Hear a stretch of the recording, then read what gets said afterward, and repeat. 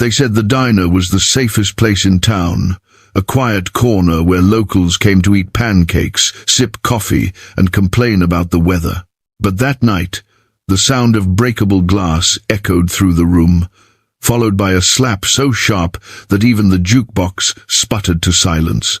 What the bullies didn't know, what none of them knew, was that the quiet waitress they mocked had a brother who learned how to take down armed men in the middle of the ocean, and he was on his way home. Mia worked at the Maplewood Diner long before she had dreams of doing anything else.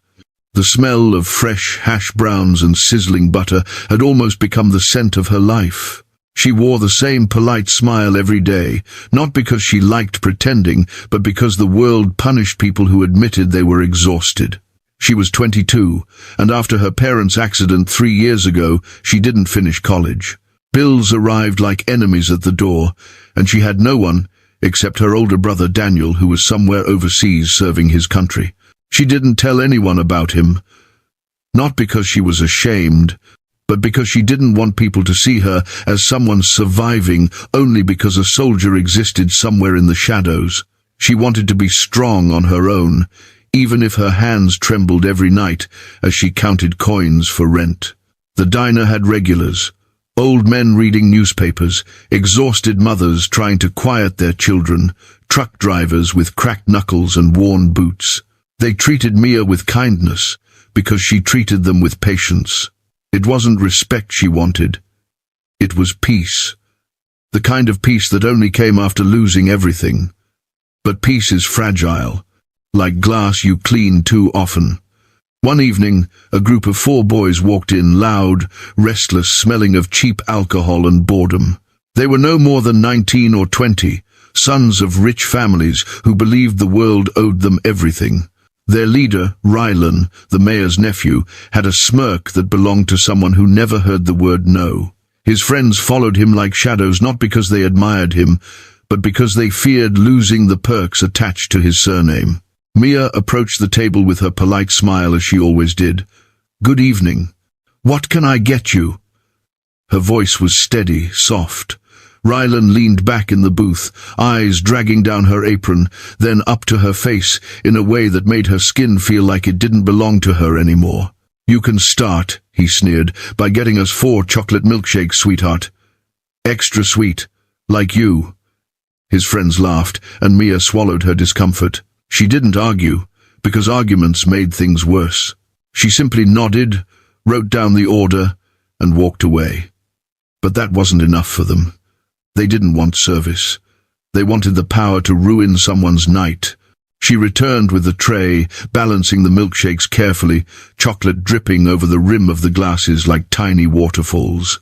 She set each one down, but just as she placed the last, Rylan accidentally nudged her hand, making the cold shake spill onto his sleeve. His friends gasped dramatically. The entire diner looked up. Some sat frozen, others lowered their eyes, hoping it wasn't their business. Rylan stood abruptly, his chair scraping the floor. "Are you blind?" he barked. Mia tried to apologize, but her voice was barely audible. He stepped closer, too close, and the next moment was a blur. His hand flashed, then cracked across her cheek. The sound traveled through the diner like a gunshot. Her body didn't move.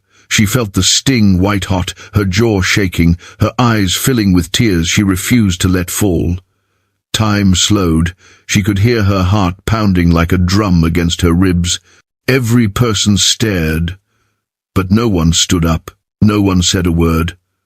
Rylan's friends grinned as if they just won a game. "Maybe next time," he whispered, leaning close. "You'll learn to listen." Then he pushed her shoulder, and she stumbled backward, the tray clattering to the floor.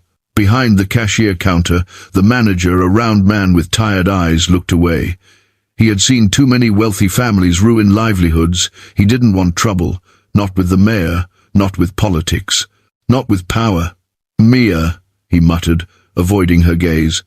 Just go rest in the staff room." His tone was defeated, and that hurt more than the slap. Mia didn't cry until she reached the quiet supply room with shelves full of ketchup packets and napkins. She pressed her fingers against her cheek. The skin was already swelling. She thought of her parents, of their accident, of the night she promised Daniel she would manage. But managing didn't look like this. Managing didn't mean being hit in front of strangers while everyone watched in silence. The night dragged on. Mia returned to work because she needed the shift hours. Ryland smirked every time she passed their table. His friends dropped napkins on the floor on purpose, made her pick them up, mocked her shoes, mocked her hair, mocked everything they could. The regulars stayed quiet, guilt in their eyes, shame in their posture, but shame doesn't erase cowardice. She clocked out at midnight. The parking lot smelled of rain and gasoline. She leaned against the back door of the diner, eyes closed, breathing carefully to keep her heart steady. Then her phone buzzed. A message. Just one line. "I'm coming home." It was from Daniel. She wiped her eyes. She wasn't sure if she was relieved or terrified. Relief meant someone could protect her. Terror meant someone capable of violence might see what was done to her. Daniel wasn't just a big brother. He was a Navy SEAL, forged from ocean storms and impossible missions. He never lost a fight because losing meant losing others with him. And if he walked through that diner tomorrow and saw the bruise on her cheek, the town would remember it for years.